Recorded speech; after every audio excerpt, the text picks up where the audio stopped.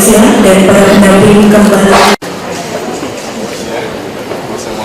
Yang terhormat Menteri Hukum dan Hak Asasi Manusia Indonesia Bapak Yasona Lauli, yang terhormat para pimpinan tinggi media, staf khusus Menteri, para pimpinan tinggi Pratama di lingkungan Kementerian Hukum dan HAM, yang terhormat Pak Sekda Provinsi DKI Jakarta dan jajarannya, cepat lengkap banyak banget soalnya.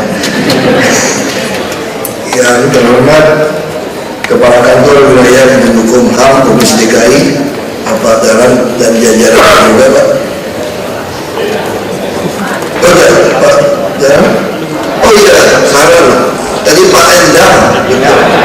Nah ini nyontek tuh begitu tuh. Nyontek itu salah tuh Pak. Mohon maaf Pak. Para wali kota, bupati, camat lurah, hadirin undangan semua, assalamualaikum warahmatullahi wabarakatuh. Mohon maaf Pak, yang paling susah itu jadi pejabat ternyata bapak yang terhormat sebetulnya. Kalau yang lain gampang, nggak ada yang susah. Karena nggak perlu terlalu pintar, yang penting ototnya kencang. Kalau ini bisa pakai otak, nggak apa gitu. Ya, kami pertama-tama terima kasih kepada Pak Menteri dan jajarannya untuk kerjasama yang baik selama ini. Yang kami sampaikan, kantor kami terbuka, bahkan segala peralatan kami terbuka untuk ditugasi apa saja yang Bapak Ibu dari Kemenkumham untuk kami lakukan. Kami punya 318 kantor pelayanan terpadu satu pintu, dan kami juga buka satu rencana untuk membangun banyak apartemen sebetulnya. Jadi Bapak Ibu punya tanah banyak, hanya bicara soal kesadaran hukum ini.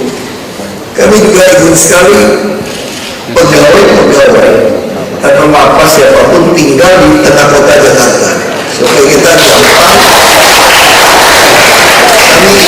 Kami bisa kebijakan bagaimana orang yang tidak mampu di rumah di Jakarta tapi kerja di Jakarta, dia bisa tinggal di rumah.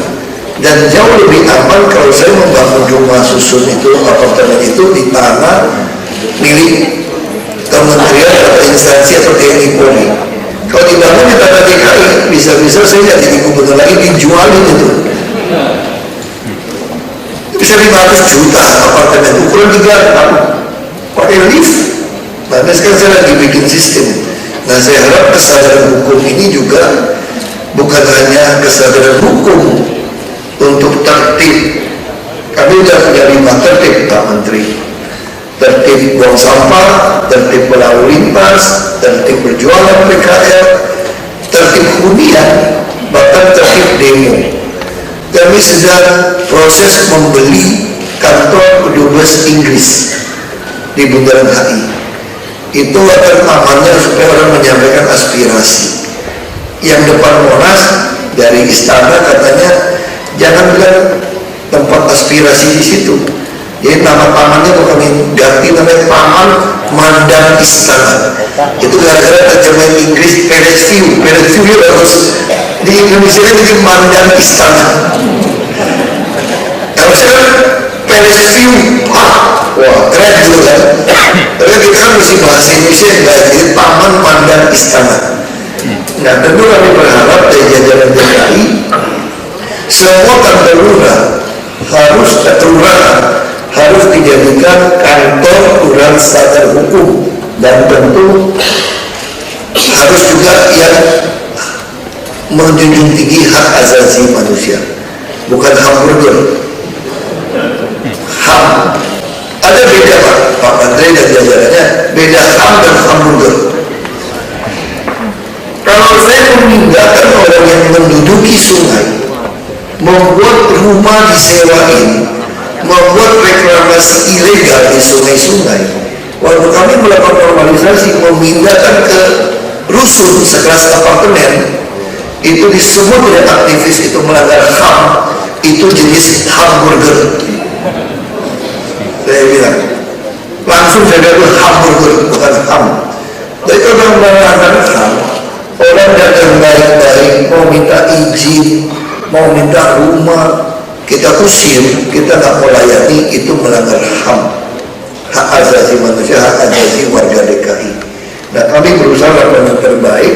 Nah, tentu saja kerjasama dengan Kanwil, bimbingan semua kami butuhkan supaya kita bisa ada menjadi kelurahan sadar hukum baik. Karena lurah sekarang adalah estate manager dan orang tua. Orang tua juga berarti mengajari untuk sadar hukum. Tapi kalau lurahnya sendiri kadang arti sadar hukum, nah ini butuh di training ini, Pak. Karena kami juga menyiapkan pemain cadangan banyak di DKI. Kami ada 267 lurah. Kemarin yang mau ikut tes 940 ada masih deh yang mau jadi lurah, karena semua demen jadi lurah. 30 juta lebih kira-kira mungkin orang demen ini jadi lurah. Mungkin nanti bisa kami banyak juga kalau orang bapak yang sadar hukum juga jadi lurah. Itu sombongnya DKI lah, sombongnya begitu. Sebetulnya itu nggak ada yang aneh. Kami betul-betul ingin orang dibayar profesional supaya kerja baik. Ini dalam rangka, saya dulu dengan Pak Menteri ini sama-sama Komisi 2. Saya kebetulan kalau beliau kan banyak terus pada MPR terus fraksi. Saya ini ditugaskan untuk mengurus undang-undang aparatur sipil negara. Saya timsil, saya juga sama beliau sama-sama anggota pada legislasi. Nah, kami ingin sekali nanti PP yang keluar sebetulnya itu ASN, ada PNS dan P3K, pegawai pemerintah perjanjian kontrak.